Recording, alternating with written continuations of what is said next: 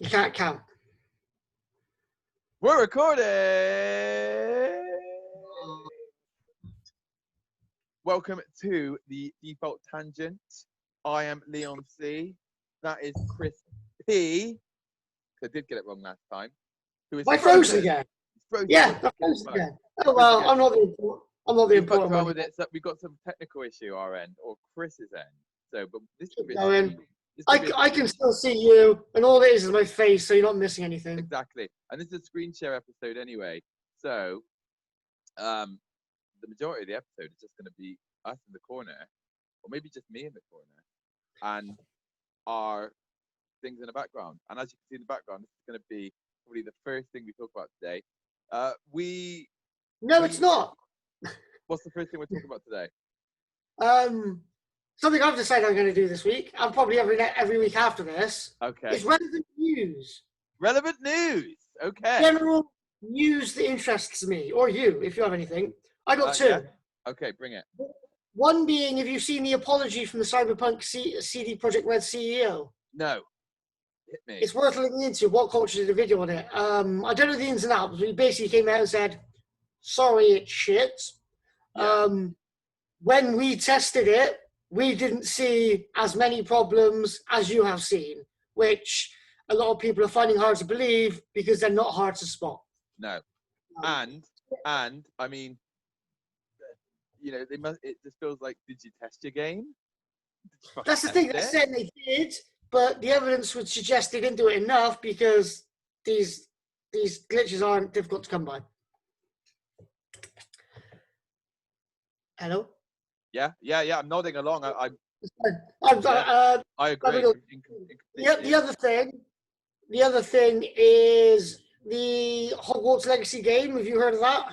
So the Hogwarts Legacy game, is this the game that we spoke about not long ago? I feel like we spoke about it not long ago, but it's meant to be this big deal Harry Potter game coming out, which kind of looks pretty cool. It's an RPG. I don't like Harry Potter, for the record. I think people know I'm not a Harry Potter fan, but I think this looks pretty good from what little I've seen. It's an RPG set in the 1800s, so it's before all the Harry Potter lore. You could look at it as not even a Harry Potter game. It's just a wizard game. In that world. That's why it's called Hogwarts Legacy. But anyway, the news is it was due to be released later this year. It's now been delayed till 2022. No surprises there. No surprises.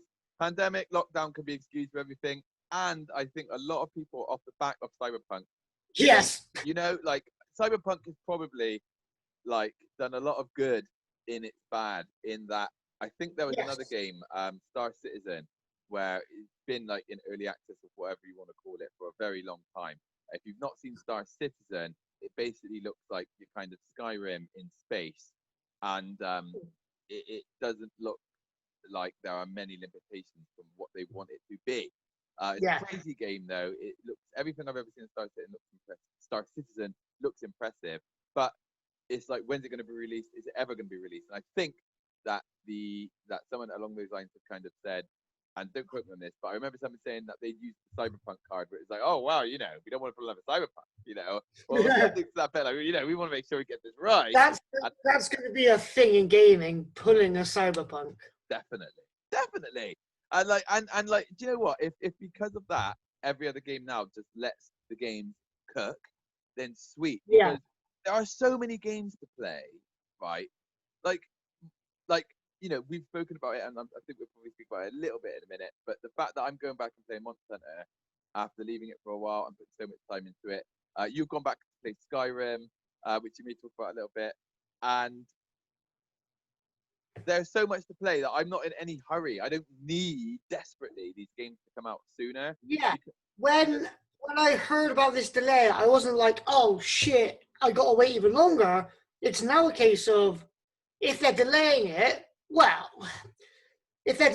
hopefully they're trying to make it as best they can do. Yeah. And like, the only problem is that's exactly what Cyberpunk did, and that didn't go down very well at all. But hopefully other developers will learn from the mistakes of CD Projekt Red. Because that is the thing we should say for any of the, you know, Capcom. for anyone thinking I just wanted to get something with a lot of Capcom characters in, or just do freeze frames on them. You see what my thinking was. Am I unfrozen yet? No, well, in my screen, you're in the top right, and you've just been a grey box for a while. So I'll stop and redo my video, see if that makes a difference. yeah, but as long as it doesn't disconnect you from it does disconnect you from the chat, I can wing it. I can fly. But yeah, so developer, like the thing we should highlight is that Cyberpunk did take a very long time and was delayed several times and looked to be doing the right thing, whatever that is. But it looked to be putting the game together properly, and then it comes out and it's got all these bugs. So you're back now for the moment, and then it's got all these bugs. So it's like, did Cyberpunk need another 8 years? And if it did need another 8 years, then what was going on? Because this game does not appear to be the groundbreaking game that it was pitched as.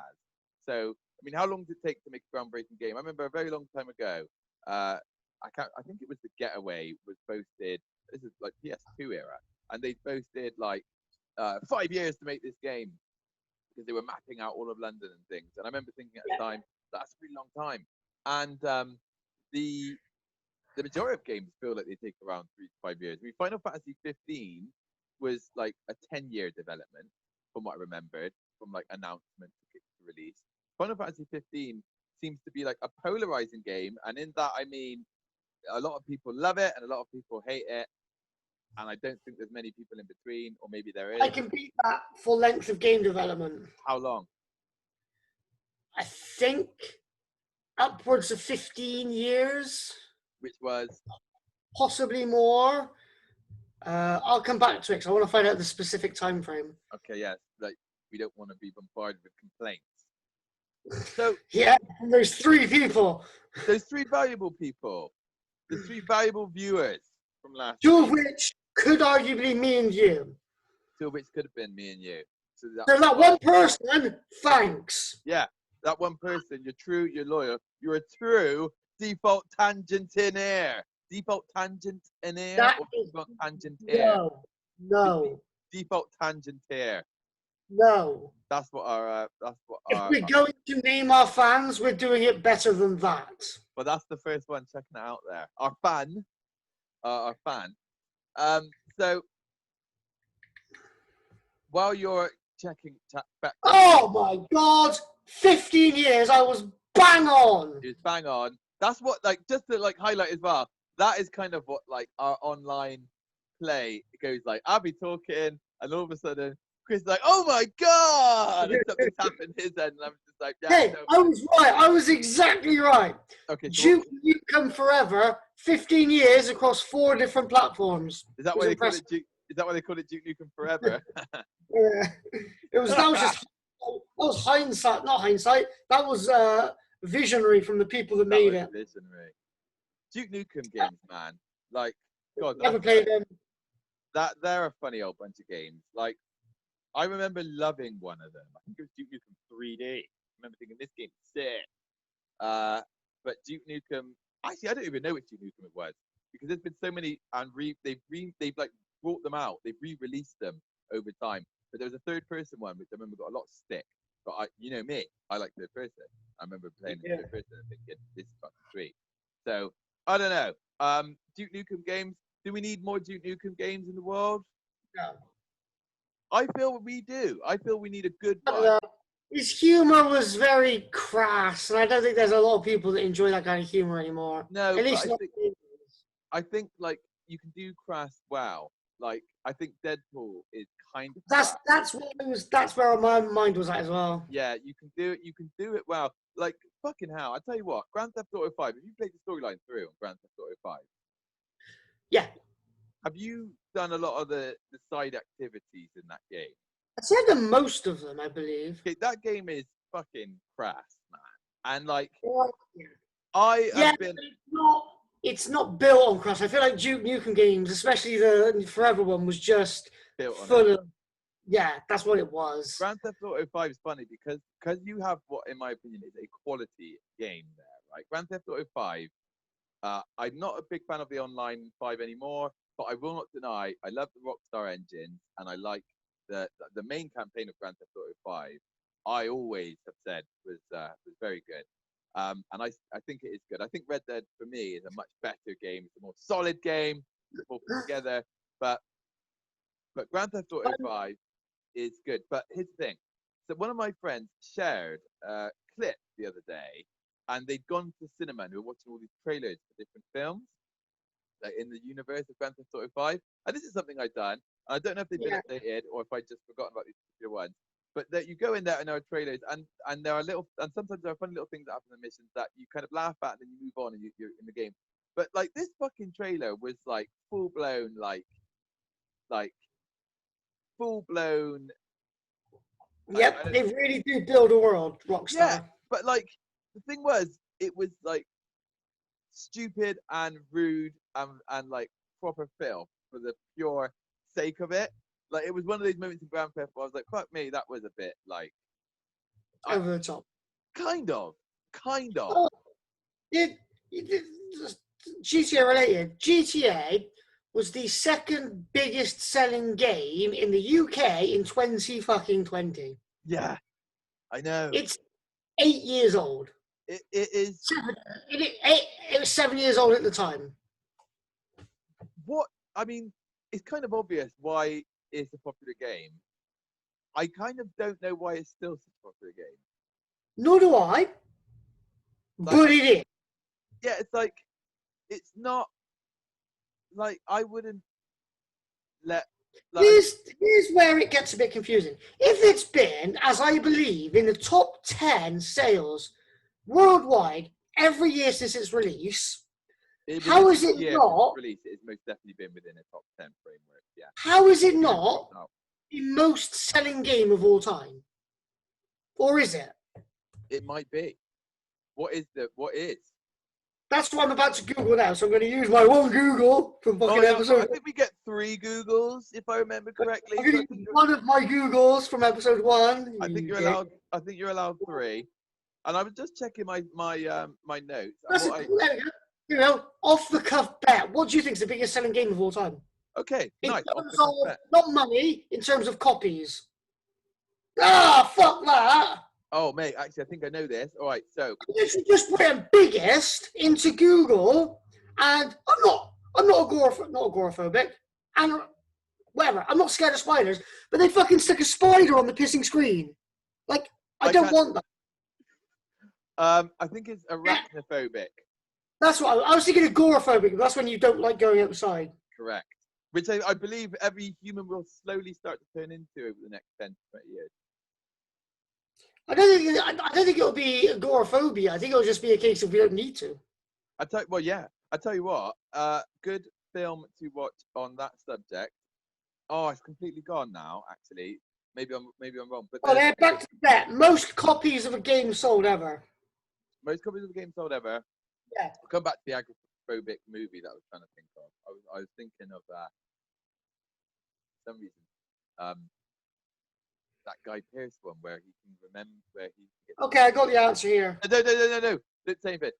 I think it's right. Don't take this as the answer, but I'm just thinking out loud here. I think it's either I will pick one. I think it's either Pokemon or, and I'm not even looking at your reaction to see if I got it wrong there. Or oh my god, it's on the tip of my tongue. There's like a crazy game that just sold. Pokemon doesn't count. Pokemon doesn't count. Oh well, because it's like multiple games. Well, no, yeah, exactly. Because if you were going to go on franchise, I would guess Super Mario. Maybe, yeah. So if we're going on an actual singular game, most copies sold of all time. You know, I really feel like logic should say, I'm going to say Grand Theft Auto 5. Okay. I'm going to say Grand Theft Auto 5. Do you want to know the answer? Go on, hit me. You're right. Yeah. Along with, well, it doesn't say which is the biggest because it's only that little bit in the Google which gives you a brief overview. But Grand Theft Auto and Tetris are the only 2 games over, other than mobile, to have sold over 100 million copies. That's insane. That is insane. Grand Theft Auto, man. Like, there you go. There's a company that make games that don't rush to everybody's thing. Like, they don't pander to the people. The people pander to them. You know, like, I will pander to They work on causing controversy. They paid for bad controversy for, I believe, GTA 5 because they knew it'd work. Yeah. They paid for negative controversy, or negative controversy would be good. They for negative press stories and things like that. No PR is bad PR. No PR is bad PR, as they say. Yeah, I got a lot of respect for Rockstar as a game developer because the games they make are high quality. And They are. I often say, and you may have noticed this with Monster Hunter, but the East versus West, I can, if you, and I think most people can, but if you show me a game, I can pretty much tell you. I think most people can. I'm not like I think you can tell if a game has been developed in like Japan or if a game's been developed in the West, let's say. You know? I'd say that's a fairly easy distinction. It is Most because I find with the Japanese games, they are more. I mean, generally they seem to be more solid.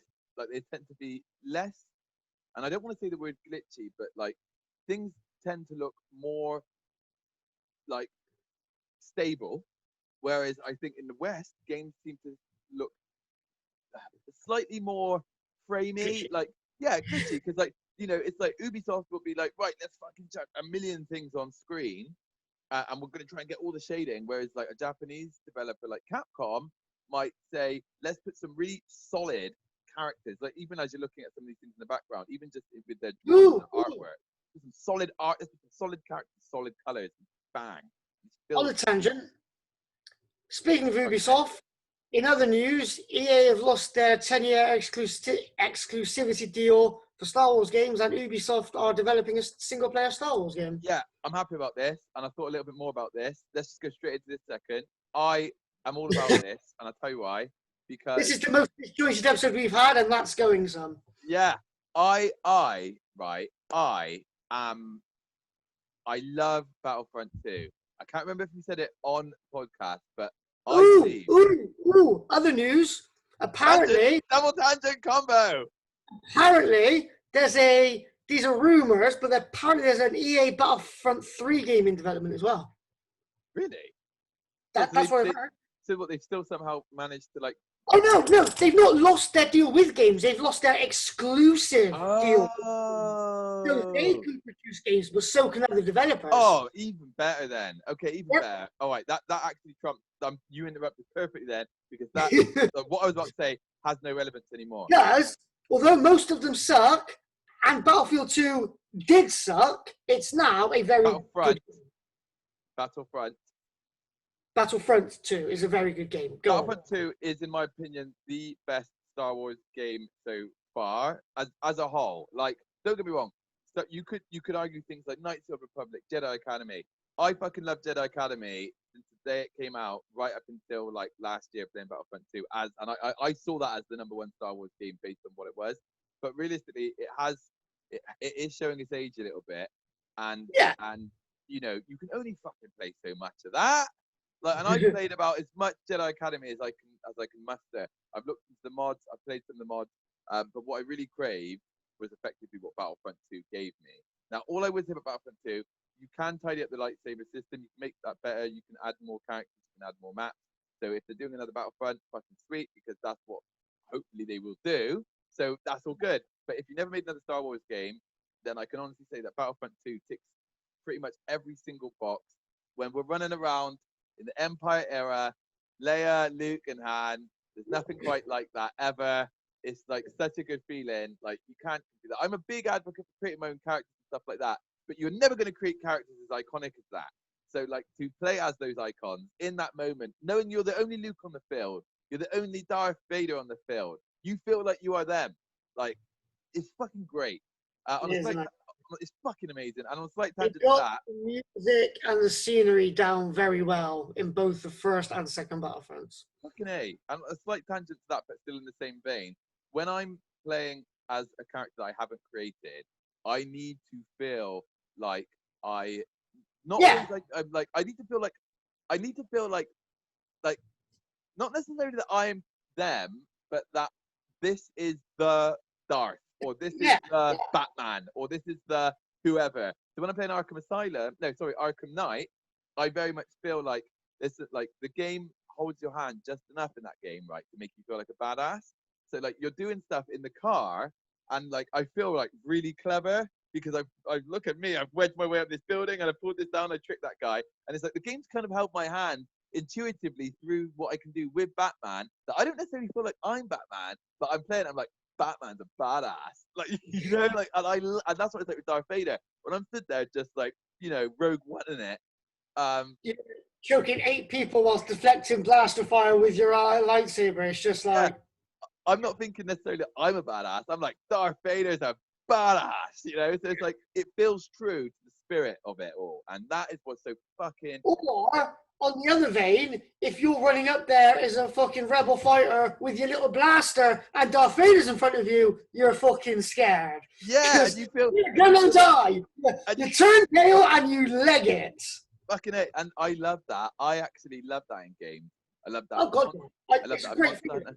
Yeah, I love that Monster Hunter. I love it in Grand Theft. I love getting a chase on sometimes and just pegging it. Like sometimes you're getting chased by a massive monster, you're just about to get like carted in Monster Hunter, and you're sliding down like a mud path deeper into the shit, and I love all that. I love just scarpering around and just shit my pants. Although I hated it in Bioshock 1, now I value being the weaker in the fights because it's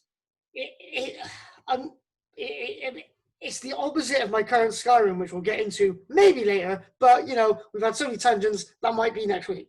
There's something about seeing a monster that is bigger than you and can kick your ass and thinking, shit. It's like you've got to up your own maybe that's it. They're better than you. So you've got to be creative and think smart and actually try and figure out how to fight this thing as opposed to just running in and just hack and slashing it. 2 great examples of this, and this is a game that we need to play. I can't believe we haven't played this. I can't believe we haven't played this. Have we played Dead by Daylight yet? No. We need to download that today because have you played Dead by Daylight at all? I've played Friday the 13th, which I think is a similar game. Basically, Dead by Daylight is everything we were just talking about. I much prefer being. Yeah, I want to play Friday the 13th again now. Well, is Friday the 13th on Xbox as well? Is it free? Yeah, but it's not Game Store. It's not Games Pass, whereas Dead by Daylight is, I believe. It is. Let's download Dead by Daylight and jump on it because if we can get a few people on that game is so funny and hopefully, fun. I might be able to download it from my phone. Get on that. So yeah, Dead by Daylight is fantastic. Another game, and this kind of segues into what I've had up on screen a little bit, right? Is Resident Evil, man. Like so, Resident Evil 2. I'll start with Resident Evil 2, and I love the head shake because we're about to get on opposite sides now. Just quickly, I've always been a very argumentative, stubborn little prick, and you are exactly the same. Yeah. But since I've been spending a lot more time on Xbox and chatting with you and Sean, I've become not a lot more open because I'm not, but I've become more open to trying new things. For instance, Monster Hunter. But yeah. Resident Evil is not in that vein. I'm not going to do it. Well, the thing about Resident Evil 2 is I'm less inclined to try and convert you on Resident Evil because they're one player, and it's and the thing that makes Monster Hunter so fantastic is that I can be there with you on Monster Hunter. But Resident Evil and all the Capcom games, which is where I've got the Capcom tribute stuff, they all have a knack of just absolutely nailing it. Like Capcom, I will say, hands down, is my favorite developer. Again, they weren't forever. They were for a while, for a long while, and then I think that they just seem to just not have much out for a while, and then all of a sudden, over the last kind of I don't know, maybe 4 or 5 years, they have just come back with such an immense, comeback. Every single game they have developed in this kind of new era we're in. I say new era, but in the last kind of 5-6 years, every game that they've released has just been exactly as it should be. Marvel vs. Capcom Infinite, Resident Evil 2 remake, Resident Evil 3 remake, I am not necessarily a big fan of Devil May Cry 5, but it was exactly what, it was Devil May Cry, a Devil May Cry game, but I don't think everybody was quite as hot on it as some were. But it was a quality game, no less. But I don't know, it's missing something for me. Monster Hunter World. Very recently, Monster Hunter Rise. We had Monster Hunter Stories as well, which I've just recently discovered.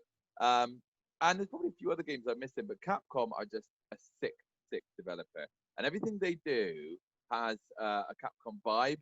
You can even just tell by some of these things. So let's just get. I don't know how this is going to play on screen. Tell me, Chris, if this is coming through. I've never even checked this video out. It's a little bit. It's not smooth, but it'll work. What I want is it to show through. Oh, this is basically just going to show a lot of the Street Fighter games. So I'll try and get like a nice screenshot just to kind of give off a vibe. Oh, that's a great one. So like Akuma from Street Fighter, for example. But like Capcom very much have like they have a vibe. You could call it an anime vibe. But Capcom's very distinct. Mega Man, Resident Evil, Nemesis from Resident Evil, A bigger guy. Dead Rising, Devil May Cry, Monster Hunter. These are all very distinct kind of franchises, and they all have a vibe. And one thing about Monster Hunter we spoke about, I'm just going to kind of do Monster Hunter Capcom all in this conversation because it all rolls into one. But like when we were talking about how we play Monster Hunter the other week, and you were like, "Oh, I just pretty much just spring away," I just like go crazy, and when I was talking about the combos and stuff like that, and you were like, "I don't really worry too much about combos." Am I right in saying that? Yeah, at the time. Yeah, at the time. Okay, so like you can string so much good shit together in a Capcom game, and like that's kind of comes back to like its Street Fighter roots and like Resident Evil as well. Like there's always like not a gimmick as such, but there's always like a best practice way to play a Capcom game. Capcom, like I've been playing with the Gunlands on Monster Hunter, and I feel like I have got the style, the art of it down. So like if something's coming at me and it's raging away, I know that I can just do like a slight hop to the left or right and sometimes be completely clear of it, even though it looks like it's frenzying all over the place. I can sometimes something's gonna like hit me with a massive blast, like a fireball or something. I know I can just hop sometimes just under his head and I can just start chipping up away at his throat, which also works perfectly because when you start hitting them in the throat and they fire fireballs, it becomes harder. And sometimes by the end of the fight, they can't even blow fireballs as much or same frequency or at all because you've just destroyed their throat. So like Capcom has a way of positioning best practice in a game, but they give you the freedom to just do whatever you want. So it's not like you're restricted to play in the way that they want you to play. Yeah, it's not like to kill this monster you have to do this, then this, then this, then this. You can only do one of them. You could just attack its head and just knock it out and kill it, or chop its tail off, injure its wings to stop it flying, as you said, hit its throat to stop it. These are all different tactics depending on how you want to play. If you really want to go in with a specific goal, game plan in mind, and you can even mix it up. So depending on the weapons you've got, if I go in there with a katana, I can just chip away his legs, just trip him up constantly from his legs. And then if you're going in there with the hammer, you can just aim for his head. So I can be taking his legs out, or you come down and just smash his head away. You know what I mean? And like there's so much best practice. And Resident Evil, you're not. The best practice is not like in Resident Evil cannot help myself. I must kill every zombie. I must kill them all. Like they must all be shot. But if you watch like speed runs, if you watch people playing this like professionally, a lot of people would just bypass. They just bypass them. You've got two different ways of walking in some of the Resident Evil games. You've got what they refer to as like the tank controls, where you're effectively playing like a remote control. Like so if if your character is facing the camera, and I'm not talking so much about 2 and 3 remake. I'm talking about the first remake or some of the more stable camera, like static camera games. So in those games, if you've got 2 controls now on any of the remakes of those, if you press like up will always be like, so the default control in front of the character. Yeah, so if you use a D-pad like on default, so it's like I'm talking about Resident Evil remake now, the first Resident Evil 1 remake, not the first remake. I've got to specify There's Resident Evil 1 remake, the latest remake. So if you press up on the D-pad and your character's facing the camera, your character will walk forward. But then if you use the analog, you can just use that like intuitively, and whatever direction they will relate to. You've got the option of the tank control, the classic control, and the more modernized control. Which is the classic one? The classic one is like tank control. So it's like you're walking along, and like I want to turn to go over there. I've got to hold right, and then your character turns to the right, and then you move like that. Like you basically move like a tank. But you. Oh, I see. Hence yeah. the name. Okay. Yeah, but you've got the option to just have it free, as it would be in any other game now. So like up will always be in that direction, blah blah blah. Some people like that, but there's a use to it as well, because when you press back on the D-pad, your character will walk backwards without turning, and that there's a use to that, because when sometimes a zombie will come at you, you want to just back away. It might lunge at you, and then you can just go around them. So like the keys to the Resident Evil game is not necessarily to fight every zombie. They're there and they're a hindrance, but you might not want to distract those other zombies eating something off the floor. You might not want to waste your ammo. Waste your ammo, because that's the key. The wasting your never. There's not any other game that I've ever played where each shot feels like it really matters. And the beauty of it is within the storyline. Not so much Resident Evil 1, but Resident Evil 2 especially, when you're playing Leon Kennedy, he is like new to the job. This is his first day on the job, and Raccoon City has gone to shit. When you like flash forward, Leon Kennedy becomes this super action man, G.I. Joe guy who's like unstoppable, John Wick next level. There's a great clip, which probably won't work when I share it, but I'll send you a link later on. But I'll put it out there for everyone now. I would like to play it in the background. I don't think it will play properly, but it's from Resident Evil Vendetta, which is not even that like much of a revered film. I liked it because it was basically John Wick with zombies. It's full-blown John Wick with zombies, and Leon Kennedy is just this master with a pistol. But and this is his first day on the job. So, you hear about these coppers who just never had to pull my gun out in 20 years and whatever. And that's what it feels like in this game, because it's like, there's one bit where this one character kind of says to you, he's dying, and he's like, look, man, I made the mistake. Don't make the same mistake I made. I didn't want to shoot my friend because like he was a zombie, but I didn't want to shoot him. I hesitated, and he took a bite, and now I'm done. So don't hesitate. And make your shots count, kind of thing. So that when you're in there, and it's just like, that you've got like 4 bullets in like on you at this moment in time. You don't know what's around the corner, but you need to get this thing out of the way. And it's just like you take that one shot, and it's just like bang. And like if they don't go down sometimes from like a clean shot to the face, you're like, damn, I need another one. And like, man, like the intensity just behind that aspect alone is so sick.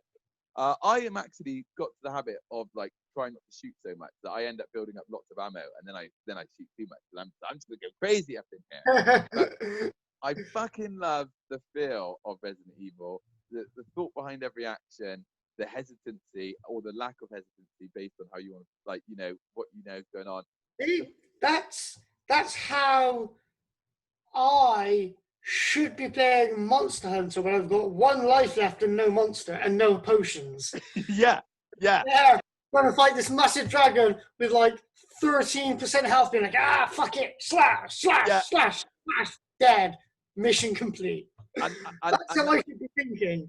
Because that's in Monster Hunter, right? That is such a thing, because I just feel like the last couple of days of Monster Hunter, something kind of clicked, especially with the Gunland, where like, I'm fighting this thing. Like I fought this creature for the first time last night. It was like the Yangaruga. I fought it before, but like not one-on-one.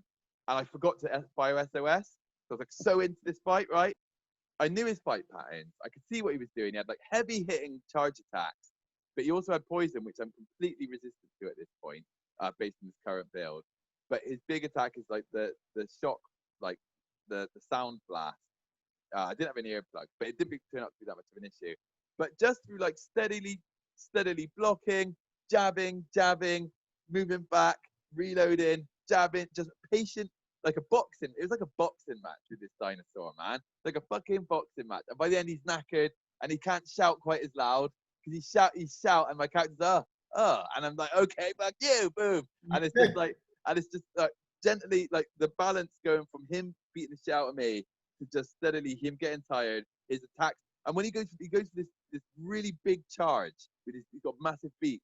And he hits you with this beak, and the thing is, it drains all your stamina down in the beginning. You block it, it usually hits 1 massive peck, 2 massive pecks, then the third when he goes up, and hits you with like a big one, and that big one pretty much drains all my stamina down. So I've got to unleash, I've got to unblock, I've got to kind of get my ground, and that's where I'm weak.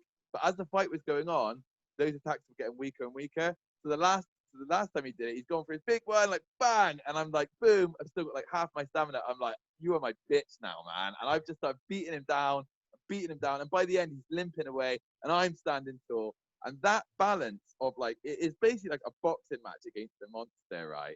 And it is like, it's so sick. And I feel like I was missing that for like the longest time. It's just the patient factor.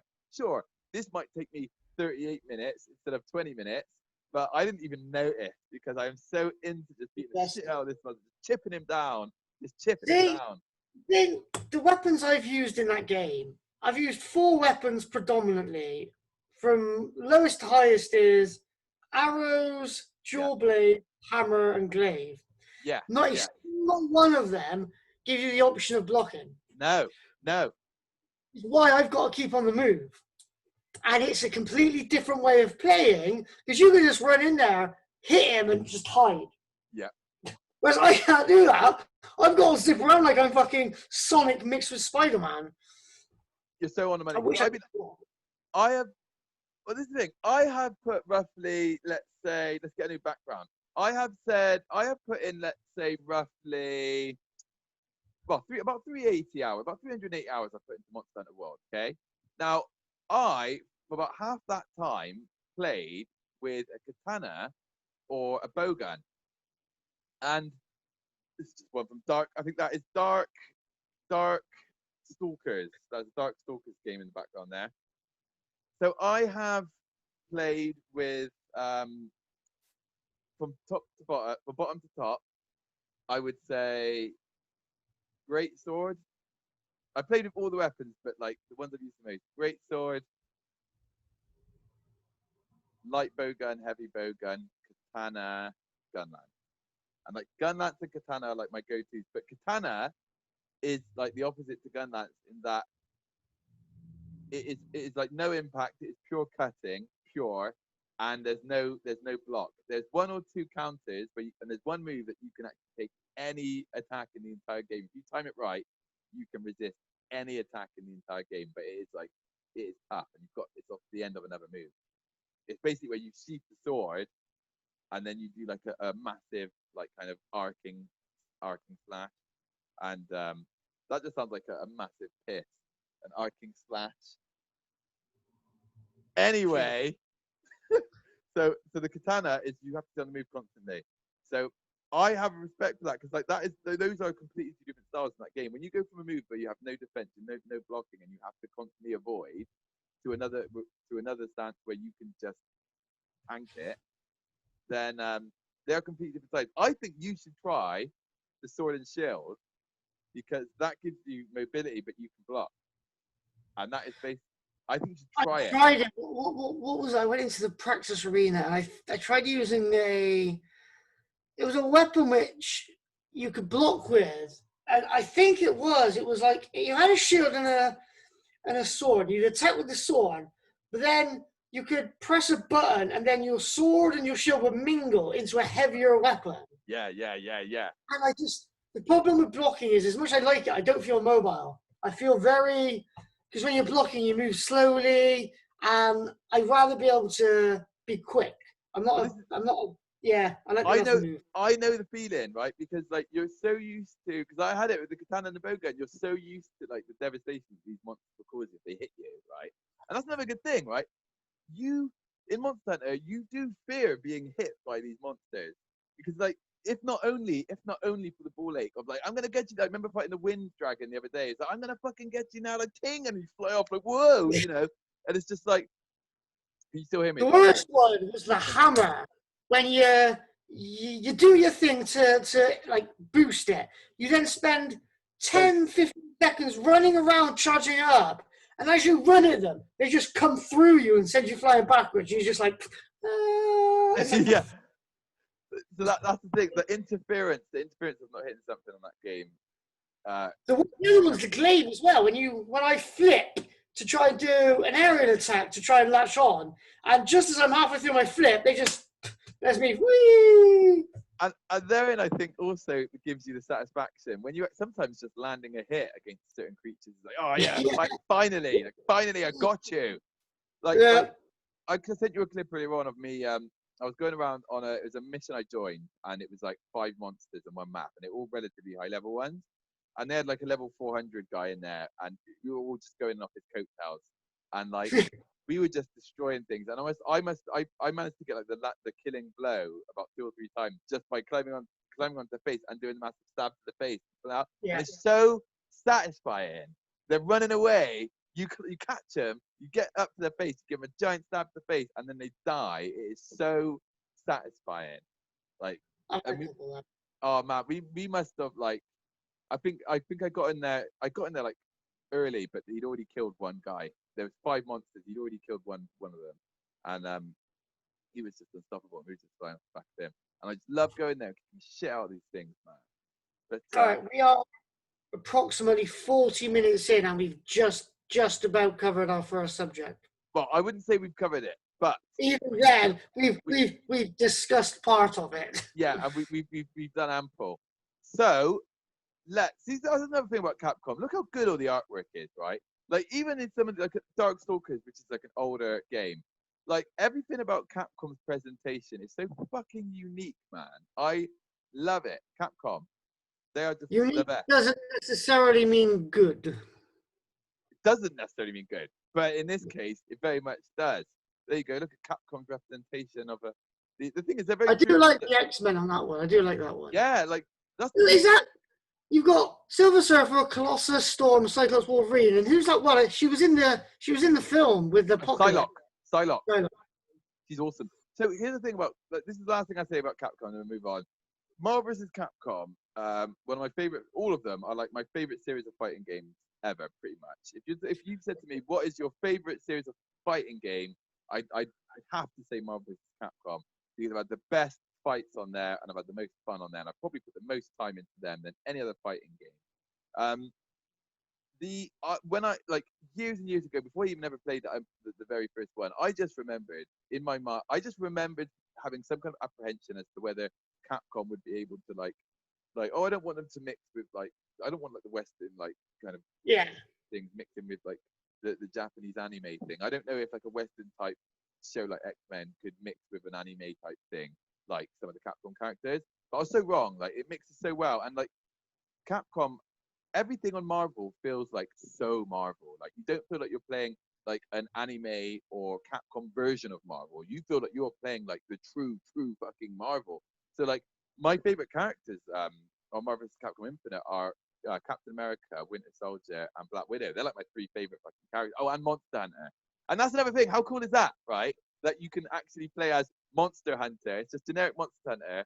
That you can create the weapons. Is that Marvel vs. Capcom 3? Infinite, which is on Game Pass. I was going to say, I might download that just to see what the Monster Hunter dude's like. Monster Hunter, the Monster Hunter gal, is basically my character. Monster Hunter, right, is like so ridiculously. They're so good, right? You've got Dante from Devil May Cry in there. You've got Monster Hunter in there. You've got Mega Man in there, right? Captain America, Winter Soldier, Black Widow. But the reason I mentioned these characters is because you have there 6 characters. Like Captain America is a very distinct character, right? He fights exactly as you'd expect Captain America to fight. Winter Soldier might be my favorite of all of them because he is just a ridiculous badass, just military martial arts, uses a fucking M16 and a pistol. He's like, there's a move he's got where you can just block pretty much any attack using his arm. And the ways you can use that is so good, right?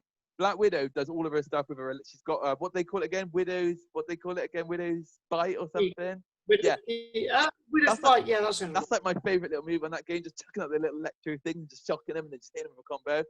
Then you've got Dante from Devil May Cry, who controls like he does everything he does in the Devil May Cry game, but in a 2D fighter, and it works perfectly. And it's just like, how is this working so perfectly? Then you've got Monster Hunter, and Monster Hunter plays, right? Everything the Monster Hunter does, she uses a mixture of the dual blades, the great sword, and the bow. So those are the 3 weapons she uses, depending on what move you do.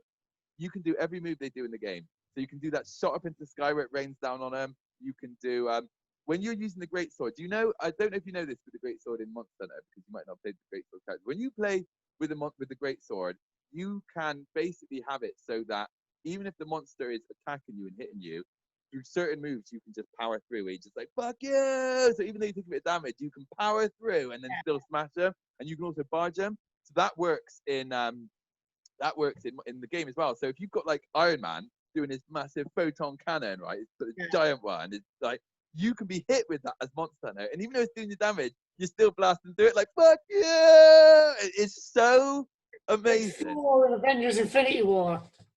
Yeah, because Thor's in there as well. So we need to play Marvel vs. Capcom Infinite now. If not only so you can see Monster Hunter versus Thor.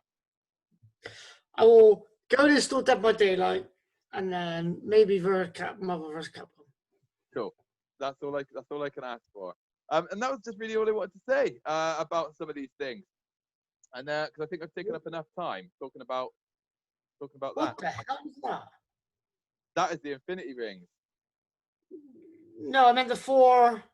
Oh, that is Shumagora, I think. Let's see if it plays. Let's see how it plays a second. Let's see how it plays. How is that coming through? That's actually not bad. No sound. But... No, I've turned the sound. I've muted the sound. These are the... I messed around with the options a little bit, so it might come across smoother than it did previously. It's a little bit sort of... Not a lot, but it's watchable. Yeah. You can see what's going on. Why does anime always have tits in it? Why wouldn't it? That's Thanos. No, it might have been Thanos. Thanos is in these games. Because like the art they use, I fucking love the art they use. Like the Marvel. There's a title card coming up in a minute. That was I just want to catch a frame of that a second. Not that one. Them. So you've got their what's her name? I can't remember her name. Who is it? No. Oh, you never seen her? No. All I can see there is Juggernaut, Magneto, Sabretooth. No, that's not Sabretooth, that's a Mega Red. I got nothing then. A Mega Red and then a Samurai guy. I can't remember the Samurai guy. The Samurai guy. Iron Man. Yeah, there's a title card. There's a title card, and that's the title card I remember from way back when. That. This one? So this is the very first one. With the weird, that's the original one I remember playing when I was like 8 having a birthday party. With the weird pink blob and that weird spiky black dude on the right. I hated that. Yeah, Shumagora. Yeah, you get these kind of you get some great characters in there. Gambit's phenomenal. Oh, Rogue, one of my all-time favorite characters in that game. Cyclops and Ryu. Is that Ryu? Yeah. That guy looked like Apocalypse, but it wasn't Apocalypse. No, it wasn't. It was it? No, it couldn't have been Apocalypse, could it? It's Apocalypse DC. Yeah, I totally remember that. I just remember no one ever using the Capcom people. I just remember the Marvel people. It must have just been a Marvel game. Alien. That's Xenomorph. That was Xenomorph. This is a different Capcom game, though. This is like a tribute to some of the old arcade Capcom games. Yeah, I can see that there. Then an Aliens game.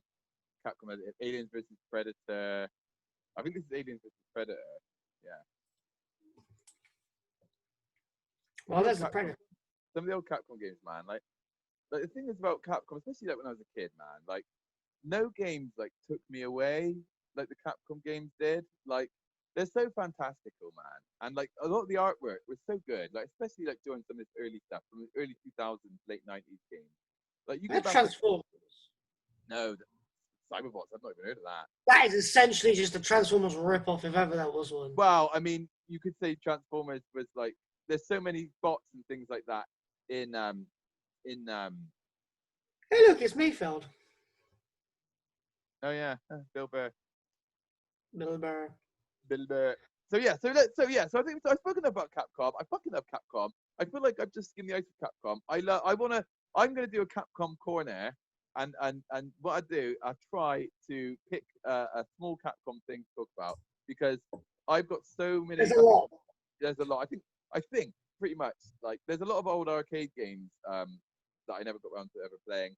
That part of collections and stuff, but for the main part, I've played the majority of Capcom games that I had access to. If I had access to a Capcom game in this country, I played it.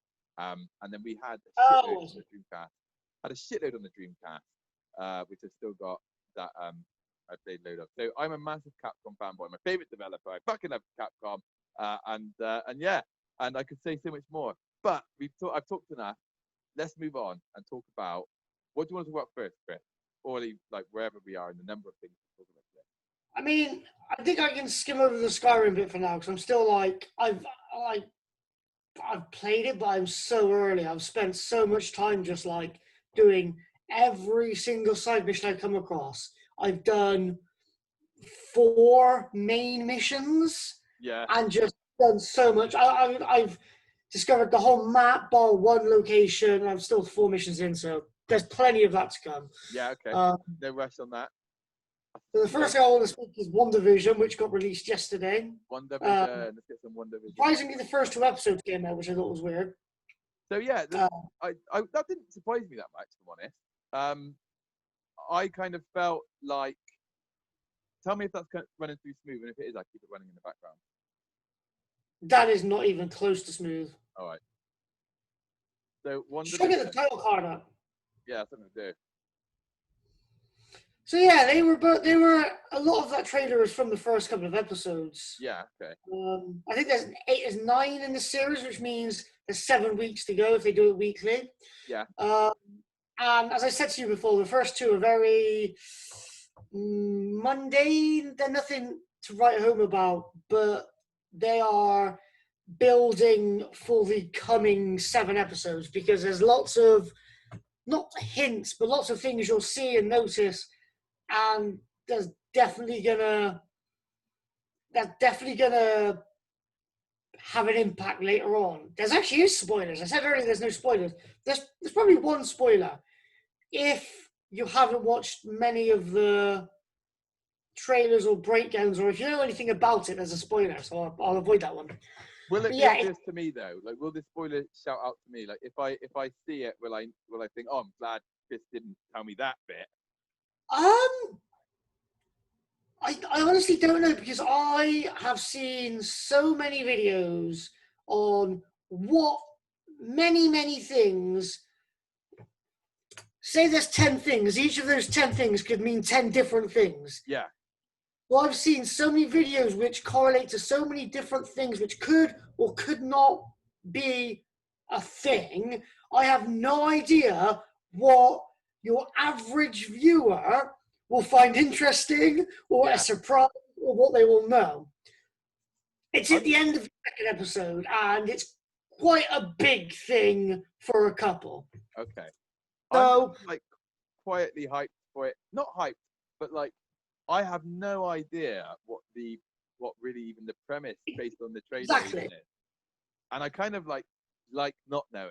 I kind of like want to just see what it even is. I think it's part of the thing. I've watched so much that so many things could happen. It's like a lucky dip of what will happen. Yeah. They do get off to a slow start. Both of the episodes are more world building because they're little drips of what's that thing called? Exposition. As little possible exposition, which could mean one thing or another thing. So, like I say, it's very slow. There are some funny moments, but it's very cheesy. Because you always definitely don't know this. It's based off the Dick Van Dyke Show, or at least parts of it are based off the Dick Van Dyke Show because they're going for a proper sitcom feel. Right. Okay. They got Dick Van Dyke in to advise on it. So Dick Van Dyke has had input in WandaVision. Interesting. Even saying that gives me more of an idea of what it could potentially be then. It's going to get better. I think they've intentionally started off like this, building to knowing where it's going to go. Yeah. But I don't know what will be, like I said, I don't know what will be like for your average viewer, but it's nice seeing these things, knowing that they will probably have an impact in something. It's like, what, God? One reason why I definitely want to keep up with this is because I've got a feeling that like in 10 weeks time, I'm going to see somebody post something on social media like, oh my fucking God, did you see that finale of WandaVision? Oh my fucking God. And it's like, shit, if I didn't watch this, like now I'm going to have to binge the whole thing. And I don't want to have to do that again. It's gonna have an impact on the Spider-Man 3. It's also going to have an impact on the new Doctor Strange Multiverse of Madness film. So this directly has an impact on coming big budget films. So there's going to be spoilers in it at some point. There's going to be big information that will be worth knowing for your MCU fan. Obviously, I am. It's this. But yeah, like you said, it kind of happened with you with Mandalorian, wasn't it? You had 2 seasons to catch up on. Yeah, I had loads. And these are 22-minute episodes, so they're not. You could watch them both in an hour. But and the thing was, I didn't regret watching Mandalorian at all. No. I'm glad I watched it. I loved it. It's my favorite like live action show in the last couple of years, like I was saying. So, but I wish, because I was playing other things at the same time, and because just the time commitment, in hindsight, I wish I had kept up with it, because it would have been a lot easier to digest week by week than it was to have to try and binge it all in one go, just to catch up, so I didn't get a spoiler for what was going to happen. Which I still caught wind of the spoiler. See, there's nothing bar the Star Wars ones coming. Basically, my life is going to get consumed by Disney Plus soon. Yeah. All your Star Wars series, all your Marvel series, plus the films coming out. Disney Plus is just going to fucking take up majority. Plus with the games. Like, if Star Wars brings out several games from different developers, my entire life is going to be work, Disney. Yeah. I don't think I'm going to complain about if it's a quality, if it keeps to the quality of Mandalorian. It's a nice problem to have, to be fair. So that's too much time in your hands.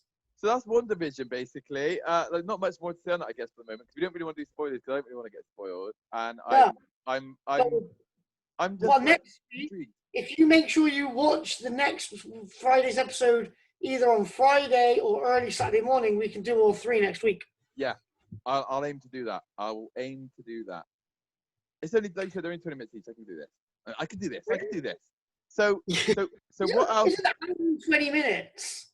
We're on an hour and 20 minutes. No. Like 3 episodes at 20 minutes. No, it's an hour. It'll take an hour to watch all 3, just over an hour. Cool. Because if you skip the intros, which are about a minute. Yeah. Well, that's no problem. There's 7 minutes of credits. So of that 29 minutes, you can skip 9 of them. So that's 20 minutes. Yeah, so 3 minutes is an hour. Fine. What? And if I do that, the good time to watch stuff is when, like, I'm having something to eat. Like, it's like just had like. You're sort of stuck then. You can't just get up and move. And it also, because it stops me being fidgety as well. Like, you know what I mean? Like, I think that's why I play games more than I watch things, because like you're playing, you're interacting. I like doing something with my hands. Yeah, you want to interact, you know. Whereas if you're watching something, you're very much like, if it's not grabbed my attention completely, then you're easily distracted. Yeah, phones and whatever. Before we go on to the last one, have you ever seen, I watched it last night. Have you ever seen the film Get Out? No, but you mentioned it the other day, and I was like, I don't know if I want to watch it. But yeah, you watched it? It's really good. I've heard it's good. Good. Better. I kind of knew the sort of premise, but then as things get towards the end, all these pieces start falling into place, and you realise, oh shit, that happened because of this, and blah blah blah blah blah blah blah.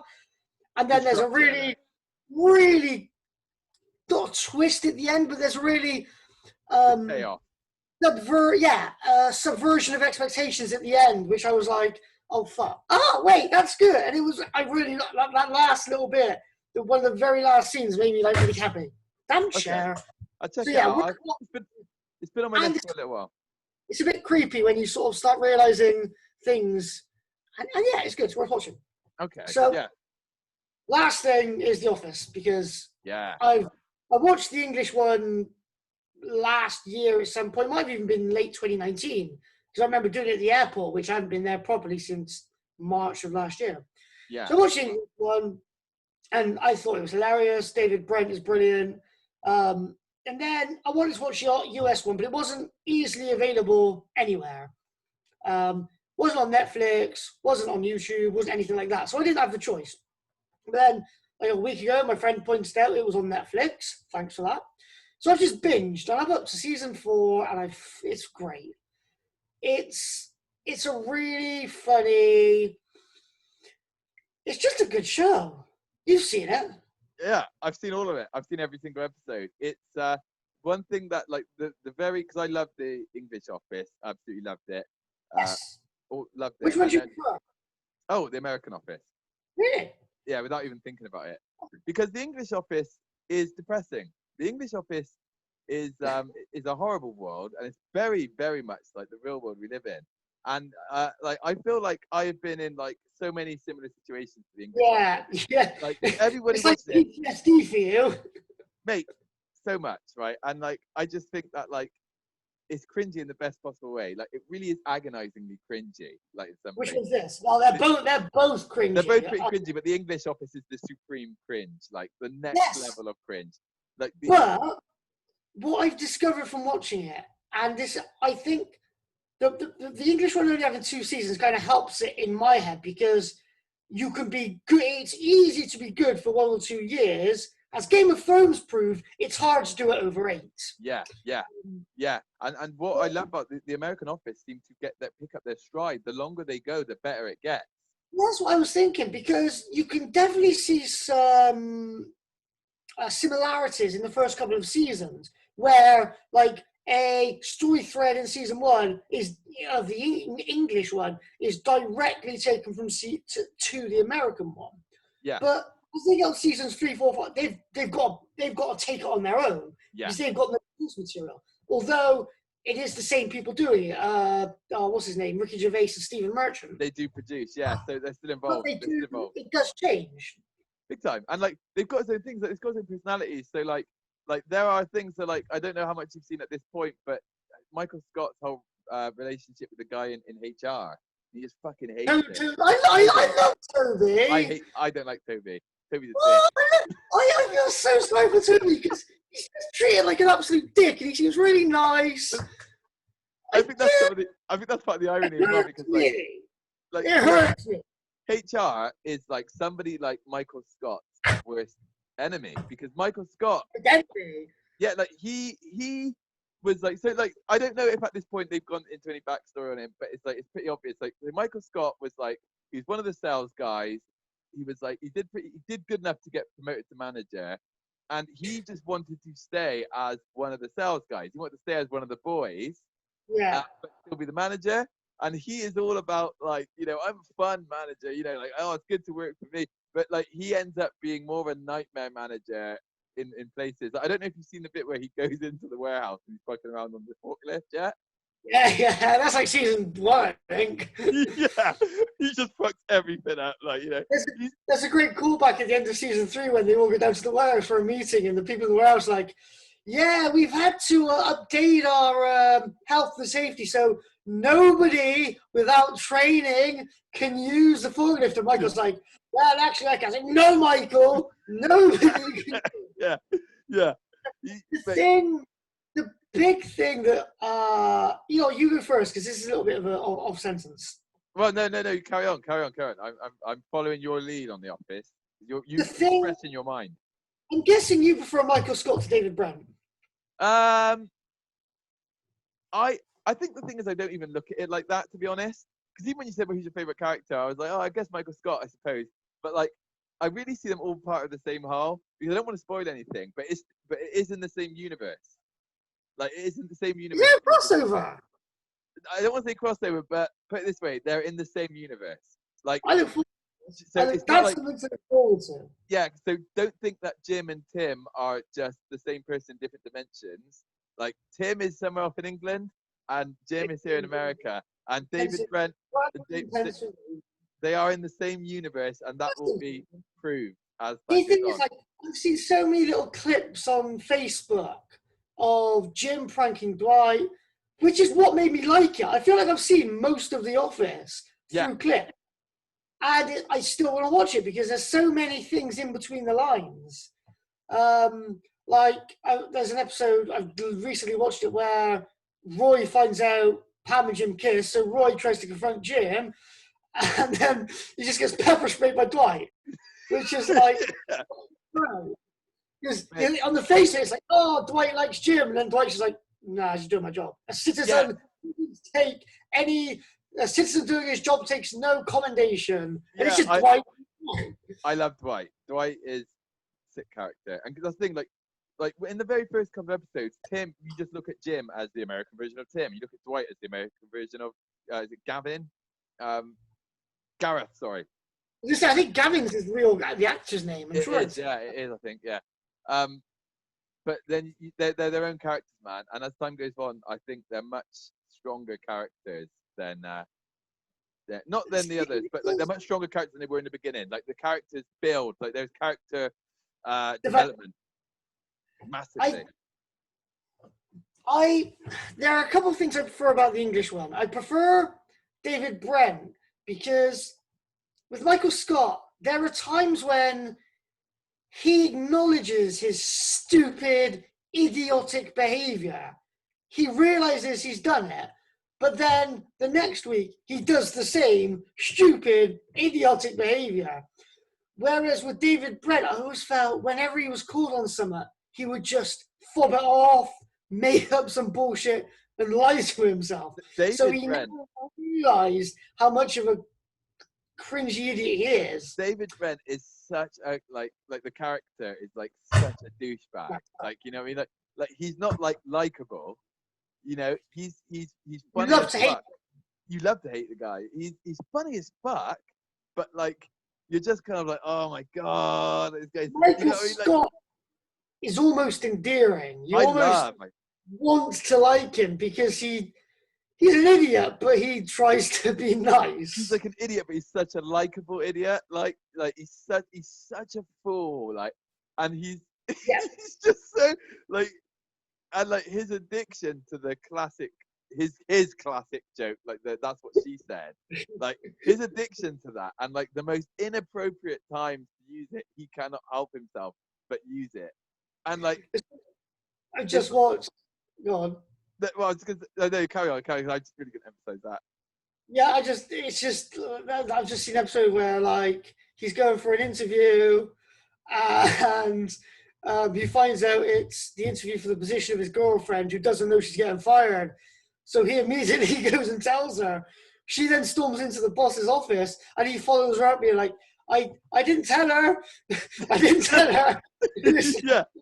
So ridiculously obvious, and he's just got no fucking, what would you even call it? No awareness of what he's doing. He's like, I think it's more of control. Like he knows what he's doing, but he can't help himself. Like, you know, like, he can't help himself. Like, yeah, he's ridiculously funny.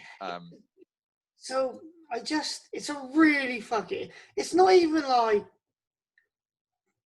It's hard to describe. There are times where I will literally burst out laughing at something little, because even though it's, especially Dwight, is very physical comedy. Yeah. And like people falling over and shit, and like the staplers in jelly. Some of it is really obvious, in your face, physical comedy, which I'm not a big fan of. Have you seen the episode yet where they get Andy come in from the other office? Andy Bernard. I'm well acquainted with Andy Bernard and punching the wall. And... Yeah, like that whole bit with it, like Tim broke him. Oh, it's the phone anyway. He puts the phone in the phone above. Yeah, he's like, "Who's got my fucking phone?" He's like, where is my cellular device, or something to that effect. They mix physical comedy with not necessarily. There is witty comedy in there, which I love, but it's like the phone in the ceiling. It's simple, and the fact that he has no idea and can't work it out, which it's written really fucking funnily. It's fucking brilliant. Did you see the bit where like so Andy, like, have you seen the bit where like Michael gives Andy all his old like customers, because like Andy's like, oh no, don't give them to me, I'll just lose them or something. And, no, I haven't seen that. Oh, okay, I'll shut up about that. It's fucking. I mean, like I said, I've seen so much of it.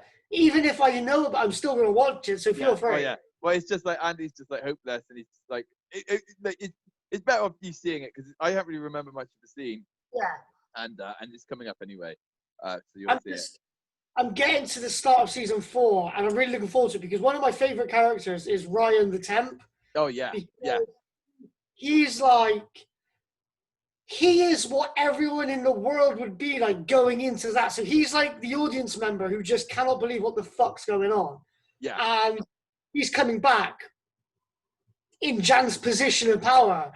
So I cannot wait to see It's what kind interesting of because he's crap now, goes on. because all the way through like the first couple episodes, he's like, I'm ready to go. Like, you know, there's even a bit where it's just like, Yeah. something in my drawer. It's like, I'm ready to go at a moment's notice. Like, I don't even want to be here, kind of thing. You know what I mean? Like, he just hates it. He So, doesn't care. He doesn't want to be there. And then he gets that relationship with Kelly, which he just doesn't want to be in. did you know he's one of the producers on the show? Yes, I noticed that. His name Yeah.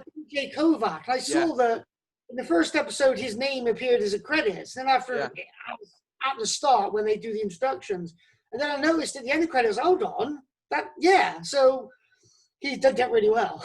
Yeah, so he's like one of the main people on the show, really, which is interesting. I mean, this show is really old, but it's fucking great. Oh, it's fucking brilliant. There's only really two shows. There's two shows in this vein that have had me in stitches within almost seconds. Because there's episodes of this which I am like, as soon as it starts, I am in. I am like, I don't know if you've seen the one where they're doing parkour. Have you seen the one they're doing parkour? Not yet, but I believe that's coming up. Because I've looked at the next few episodes of synopsis, and I'm sure it's up there somewhere. Yeah, like that episode is like within seconds. I'm in hysterics. That's one of the clips I've seen where Michael's just like rolling over a sofa. Yeah, it's like parkour. So that's amazing. That and there's another show called Arrested Development. Those two shows have had me in like stitches. I can't breathe in very, very short amount of time. Like my favorite comedies of all time, Alan Partridge, Bottom, The Young Ones, classics. But like when it comes to like immediate hysterics, like I mean, there are moments in The Office where I'm crying. Like I am crying. It's so good. Yeah, I love The Office. Stuff that makes me laugh is it's like a payoff to something. Something small is happening early on in the episode, and then there's just like one line which refers back to it, and it just has me in stitches. They're very good at the placing. Like the comedy writing is like top tier. Like these guys are like very. What's his face? Gervais, isn't it? Yeah. It's very good.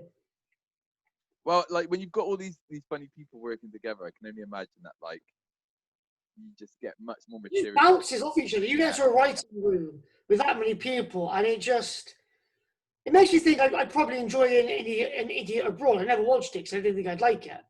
I never watched it because I can smell the fakeness on it. Like Carl Pilkington is like a bit. It's like a character bit. Yeah. I don't feel like that's the real. It might be, but I feel like he's putting on a thing. I think it's very much put on a thing. And I watched one of the episodes of Idiot Abroad, and he'd gone somewhere, and it like greened me out. There was a chap. It was this weird guy somewhere in I think it was somewhere in India maybe. The guy, I can't remember what the whole crack is with it, and I'm not going to Google it to look into it because it's gross. But there's a guy. I don't know why he was doing this, but he was like hold his hand up for years. Like he's like, I've had my hand up for like 6 years or like 10 or 20 years, right? I don't know why. It's disturbed me heavily, right? And it's like his hand had fucking melted, man. It's like his hand had like bubbled up and just like dripped down his arm. And it was apparently because he'd held it up in the air for so many years. I don't know. I just remember it disturbed the shit out of me, and that was on. I'm gonna YouTube that after this because I want to see that. I don't want to see that. Like, yeah, and there was some other weird shit that same guy did. Oh, mate. It feels like they tried to take like Dwight and put him in the real world and made him do shit that Dwight would do. Yeah, it's like feels like a character. It's basically taking him to like really weird places to look at really weird things and get his reactions from those weird things. But I just remember this clip was so strange, and it put me off my food for God knows how long. So I was like, I ain't watching that anymore. So I think Cole Pilkington, Idiot Abroad, probably is an alright show, but I don't believe the character enough to make me want to keep watching it, especially after seeing some of that gross shit. And that's my only memory from that show. How are we doing for time? We're about 1 hour and 10. Let's call it. So basically, our bets from last week were, how many views will we have on Default Tangent this week? Oh, it's gonna be so hard. And we did actually say how many we had earlier on. If you for the Oh, there we go. sharp haired, um, we on I episode thought 20 it was last week. mine always goes bottom to top then, so I thought it now had 39 views. And I was like, hold on, that's jumped 36 views in the past half an hour. But we had 3 views last week, 3 treasured, valuable views, and I thank everybody for watching them. So the bet was I bet 20 and Chris bet 14. So Chris is the winner this week. I look like I'm beatboxing. I'm just there like just dancing to like music in my own head in that bottom little I suppose. But maybe on how you're seeing it. Yeah, so I think we just keep that bet going. It's an easy bet. Will we be higher or lower next week? We can. Bruce's Price is Right. Is that the one? I don't think so, but we'll go with No, it. sure. Maybe. I'm not sure. It might have been. It's like you're like perfect age range for fucking Bruce. Fuck off! Don't bring my age into the podcast. What's his name? Bruce. You know, mate, not me. It seems like it's more your fucking generation. No, I don't. That's annoying me. What's his name? The old guy. He passed away. I don't know. So seriously, you do know. You can't. You're English. You cannot not know who he is. Bruce Forsyth. So. There you go. You know. So. Default Tangent episode 1, 3. You can see our views there. 3 was a very successful episode, but they're all successful episodes. Somebody watches. That's default episode. Hold on, go up. That's default episode 2. I must have numbered it wrong. What's 2? I don't think you have numbered it wrong. There's a side. Wait, what? Then where's number 2? But then where is number 2? There's 2, 3. So that second one must be number 2. You've got 3 twice there. Yeah, so that second one must be number 2. That second one is number 2. So go back and change that. Isn't the one I shared to Twitter, so that makes sense. Knows? But yeah, so you have to renumber that. Yep. I'll add it to my to-do list on this very busy week off. Housekeeping. So next week, I bet that we have. I'm going to stick with 20. I think we're going to get 20 views next week. I can feel it in my bones. I'm going to go with 8. Views by next recording. I was going to say, make sure you specify next recording. Yeah. If you are, you're still listening. We missed last week, mostly. Okay, no, partly because we didn't really have much to discuss, and mostly because we both could not be asked. Yeah, I think that was it. I think that all I really discussed last week was Monster Hunter. I've been so heavily Monster Huntered up that I've just not been doing anything else. So I think work and everything. On that front, I think I've got to the point now where I'm almost near the end of the story, and I don't really care for the story. I've unlocked all the levels to do missions. So now, have you unlocked all the levels? I'm up to like level 8. There's 9. There's at least 9. Well, at least. I've got to a point now where whenever I play it, I just go into random quests and just fight monsters. Yeah, I love doing that. Like my whole kind of thing with Monster Hunter is that I want to have everything. Just actually, let's round up the bets just so we don't forget to do that. So next week, views by next recording. Not next week, by next recording. I'm doing 20 again. And did you say 8, Chris? I did say 8. 8. Okay, cool. So look what I found. What is that? Man held his thing for 45 years. I'm gonna watch it after this. Oh no, I didn't. I'm glad I didn't see it. Oh, 45 years. Yeah, that makes more sense. Got the drippy hand. It's so weird. It's so weird. I felt like even as I was saying it just now, I felt like did I dream that? Until I'm 72. Imagine that. That's really bad. I'm already achy. It already feels. Yeah, mate. It's no joke. It's no joke. Do that for 10 minutes. Your hand is tingly and it feels gross. But the back of my shoulder is already like straining. That's how lazy I am. Well, mate, imagine doing that for 45 years. It just your arm's not meant to do that. Your hand, the gravity just pulls it all down. Yeah. Gross. So I struggled to breathe for 45 years. So you frozen again, probably in that mode. Like, so you could even. No, I think it is. I think it might be when messages come through from Messenger Definitely. Because I've just had a few come through, and thinking back, it does seem to correlate. You know, I've only muted the chats before now, so that might be why, actually. yeah. So I guess in future, shut them Always down, mute them, shut them down, whatever. I'm going to come out of screen share. I had a really, I don't know the exact moment, but if you watch my face very carefully throughout this entire podcast, there's a moment where I think that I wasn't recording. There's a moment, and my heart sinks, right? And it's because when I'm sharing the screen, I can't see the recording thing. So I just thought, fuck it. If we've not recorded, we've not recorded. Let's just go with it, because I don't want to stop the flow that we were in. But there's a moment, if you look at my face, my heart absolutely sinks. But we have been recording this whole time. Shit. Yeah, there's a moment where I'm just like, and it's just like, yeah. Have you got Dead by Daylight on your Xbox? Not downloaded, not yet. Huh? That's yeah. Okay, we should probably end it, and then we can have this conversation afterwards. Yeah, definitely. So thank you everyone for watching. I have been Leon C. He has been Chris P. And we have been the default T. See everyone. I'd wave, you can't see me, so. No, you can't. So I wave for both of us. Well, I can't. I've only got one hand because I've got to press stop with the other hand. So yeah. You don't know. Bye everyone.